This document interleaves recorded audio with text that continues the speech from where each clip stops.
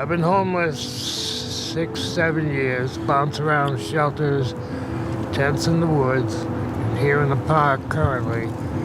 As a homeless person, you learn quick to be transient and fluid. You stay in one place too long, and you're a target. The new mayor. How much longer can we pretend not to see the truth that homelessness is still rising in one of the richest countries on earth? New Hampshire, with its peaceful scenery and small, friendly towns, feels far removed from the big cities usually tied to homelessness. But the state is now facing a sharp increase in people living without a stable place to call home. What does the American dream even mean when so many are left struggling to survive out in the open? This isn't a question anyone can ignore because New Hampshire, like many states across the nation, is dealing with a crisis that needs real attention and real solutions right now.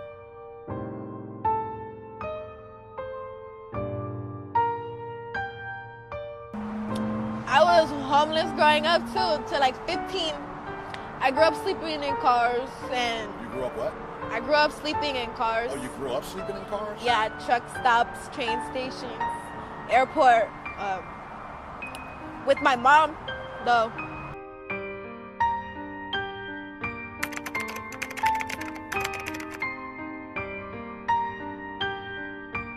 In New Hampshire, a state known for its peaceful scenery and overall high quality of life, homelessness has become a crisis that can no longer be ignored. So how did things reach this point?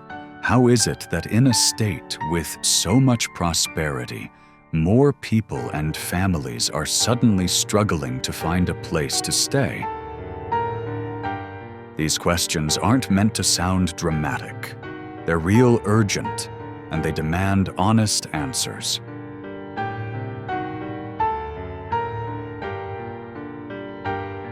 You keep saying the hotel room. One, there isn't enough hotel room for everyone outside, and two, there wasn't even enough for everybody in the park. So the numbers themselves paint a very troubling picture. In just a single year from 2022 to 2023, the homeless population in New Hampshire jumped by an alarming 52%, rising from 1,605 people to 2,441. It's a huge spike on its own, but the situation goes deeper than just individuals living without shelter. One of the most troubling trends is the rapid increase in homelessness among families and children. In 2023, almost 235 people in family units experienced homelessness, a nearly 46% rise from the year before. These aren't just statistics. These are parents trying to protect their kids' children, wondering where they'll sleep next, and families trying to stay together while facing constant instability.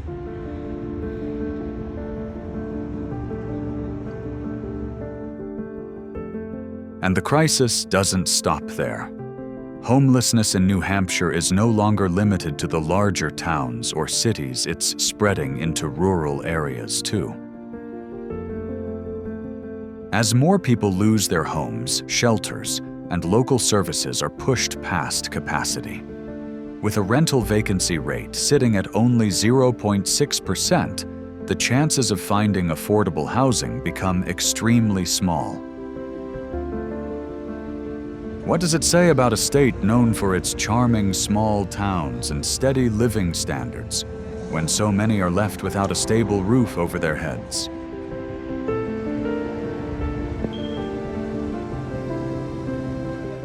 Shelters and assistance programs are doing everything they can, but they simply cannot keep up with the demand. Yes, the state has made efforts like increasing funding for emergency shelters and expanding temporary housing options. But even these positive steps raise a bigger question: are they truly enough? Short-term help matters, but it still doesn't fix the underlying problems.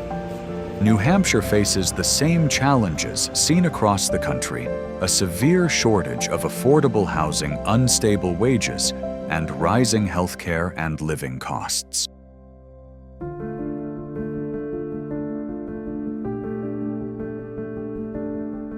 As this crisis grows, one thing becomes obvious: more meaningful action is needed. This is not just about charts, reports, or yearly counts. It's about real people who are losing their footing every day. How much longer can we watch this happen? And what will it take for us as a community and as a country to create lasting solutions that give people a chance to rebuild? New Hampshire's rising homeless population is a warning and a call to act before even more families are left behind.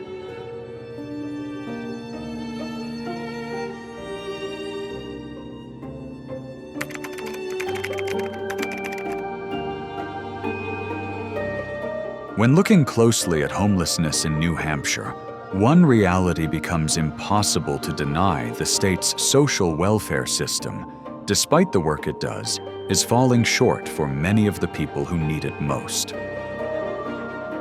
With homelessness rising and affordable housing becoming harder to find, we have to confront a difficult question: is the safety net we rely on actually meeting the needs of those it's supposed to protect? Programs like rapid rehousing and increased shelter funding have been introduced, but they still fall far short of addressing the long-term challenges faced by people experiencing homelessness.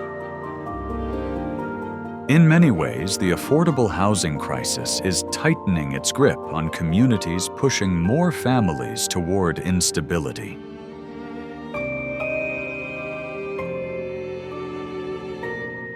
In 2025, the state dedicated $12 million a year to homelessness services, which include shelter beds, temporary housing, and basic necessities. And while that funding comes from a good place, it's becoming clear that short-term help alone isn't enough. The situation is starting to resemble a growing public health crisis, one that demands deeper solutions rather than surface-level responses. The problem goes beyond providing emergency space. What's desperately needed are long-lasting solutions. How many more shelters and temporary programs will it take before we finally confront the real issue: New Hampshire's lack of affordable, stable housing?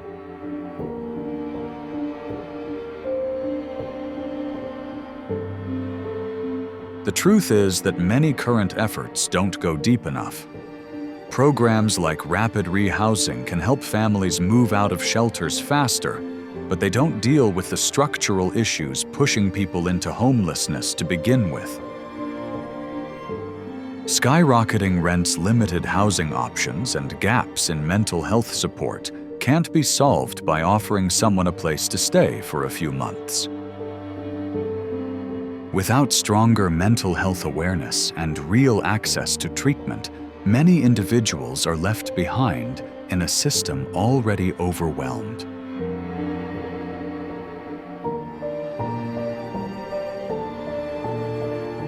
And homelessness often comes hand in hand with broader social issues, such as mental illness, addiction, and domestic violence.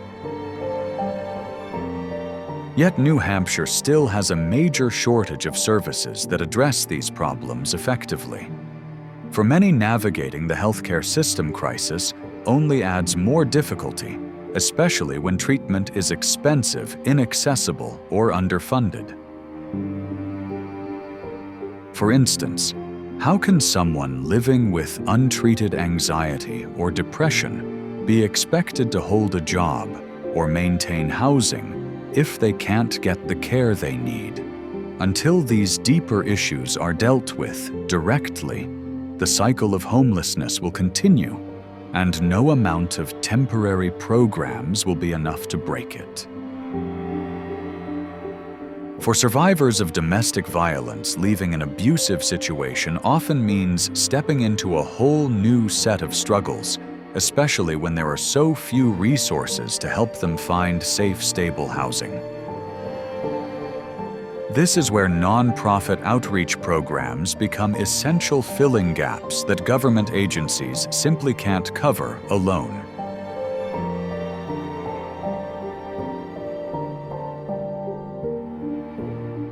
New Hampshire has taken some steps, adding more shelter funding and expanding housing options, but the rising need for support shows just how large the gap really is. In 2024, the number of people living without shelter jumped by 71% compared to the year before, a clear sign that current policies are not slowing down the homelessness crisis. This raises another question. Are we overdue for serious public policy reform that goes beyond the basics? This makes one thing obvious.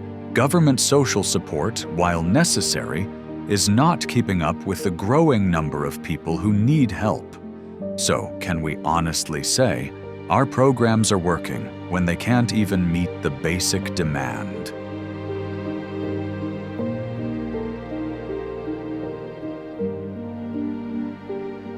The problem goes far beyond the number of shelter beds or temporary housing units. The real issue lies in the deeper systemic forces pushing people into homelessness. When you look closely at income inequality, rising living costs, and the state of the housing market, it becomes clear that these programs, while important, are only covering the surface of a much bigger problem. How long can we keep ignoring the true causes of homelessness while trying to put temporary patches on the symptoms? That leads to a larger question. What kind of society do we want to be? Should we keep applying short-term fixes to a broken system?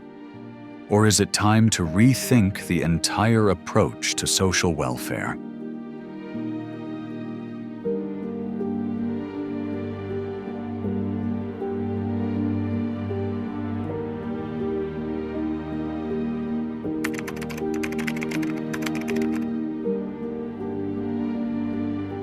The growing New Hampshire homeless crisis isn't just the result of bad luck or isolated hardships. It stems directly from long-standing systemic problems that have been building for decades. It may be convenient to blame individuals for their situation, but the truth is much more complicated. The real causes of homelessness in America are tied to economic pressures, social inequities, and policy failures that continue to push vulnerable people deeper into poverty. At the center of the issue is the severe lack of affordable housing. Rent costs in New Hampshire have climbed to staggering levels, with the average two-bedroom apartment now priced at roughly $1,433 a month, far beyond what most low-income families can reasonably afford. This gap between wages and housing costs is a crisis waiting to explode. How can people stay afloat when their paychecks remain flat while the cost of living in New Hampshire keeps rising? The reality is that many simply can't. As a result, families are forced to make impossible choices, cutting back on healthcare, food, education, or other essentials just to hold on to their homes. But this is not a long-term solution. For many, these sacrifices eventually lead to eviction, unstable housing, or ending up in temporary shelters. Just as troubling is the widening income inequality seen in New Hampshire and across the U.S. Wages have barely kept up with inflation, leaving the divide between wealthy households and working-class families larger than ever. This growing gap puts enormous pressure on workers who are doing everything right, but still struggle to cover basic expenses. And when affordable housing is scarce and job opportunities fall short, even a single unexpected setback can push a family into homelessness. How can we expect people to stay financially secure when the cost of living consistently rises faster than their ability to earn a livable wage? The simple answer is, we can't. Until we confront income inequality, USA the homeless in New Hampshire crisis will continue to grow no matter how hard individuals try to stay afloat. In addition, many people experiencing homelessness are living with mental health struggles, addiction, or a combination of both. These challenges become even harder to manage when access to proper health care, especially mental health services, is limited. New Hampshire has faced a long-standing shortage of quality mental health facilities, leaving people with serious conditions on their own, without the support they desperately need. How can anyone maintain stable housing when their mental health goes untreated or when they're fighting addiction alone? The truth is, they can't. Without real treatment and consistent support, people are pushed further to the margins, trapped in a cycle of homelessness they can't escape. So how do we begin addressing these root causes? It's clear that a comprehensive approach is necessary, one that expands affordable housing tackles, income inequality, and provides strong, accessible health care, including mental health and addiction services. If these core issues remain unaddressed, homelessness will continue to rise. The real question we must ask is this: how long can we as a society ignore these problems before the damage becomes too deep to repair? The need for change is urgent, and it begins with acknowledging the true causes of homelessness and committing to real, long-lasting solutions.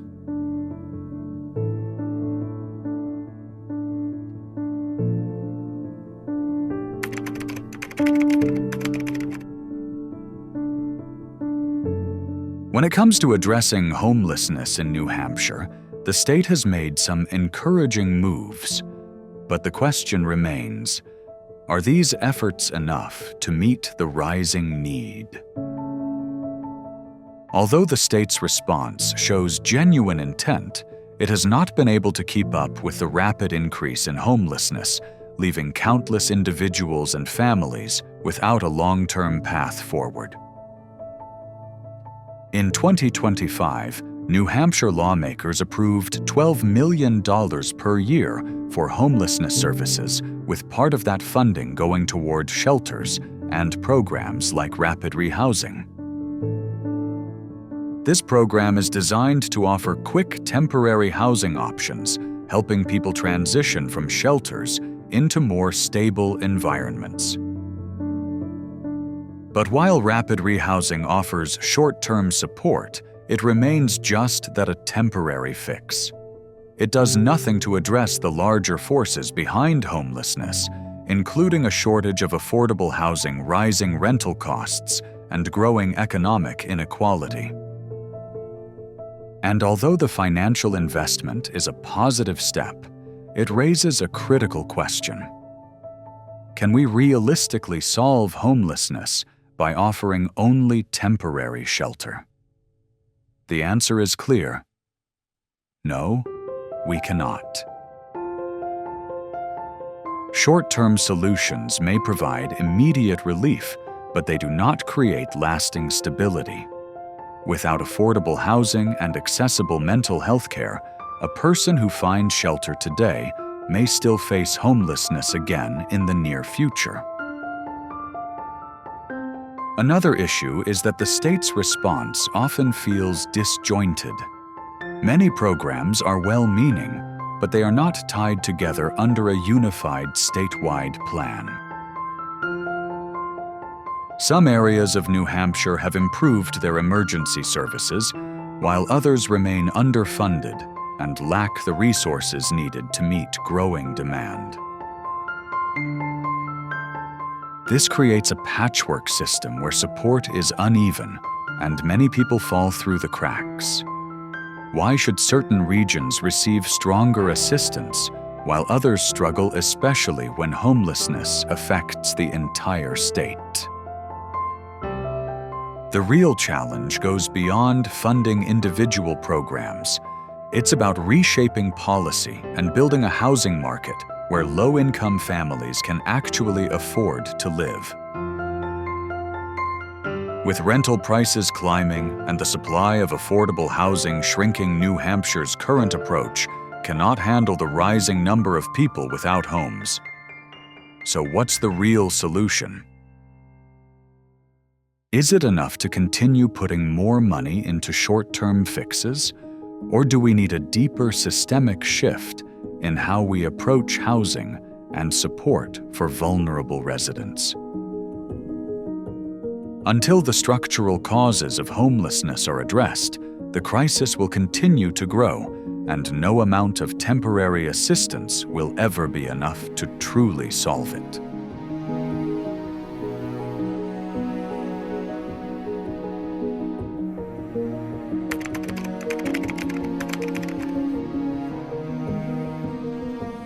To genuinely address the homelessness crisis in New Hampshire, we need to move past short-term fixes and commit to long-lasting, sustainable solutions. The current system is overwhelmed by the growing number of people without stable housing, and it's clear that a major shift in strategy is urgently needed. But where do we begin with an issue this complicated? A crucial first step is expanding access to affordable housing. Rental options in New Hampshire have become scarce, and prices have climbed to levels that many low-income residents simply cannot pay. To fix this, the state must make affordable housing a top priority, building more units, offering incentives for developers, and ensuring that new housing is within reach for people with limited incomes.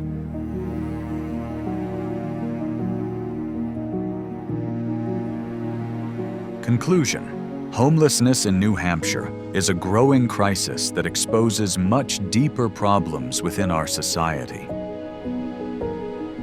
Even with government efforts in place, the situation continues to worsen, proving that we need a broader strategy, one that tackles the real causes, including affordable housing shortages, income inequality, and gaps in mental health care.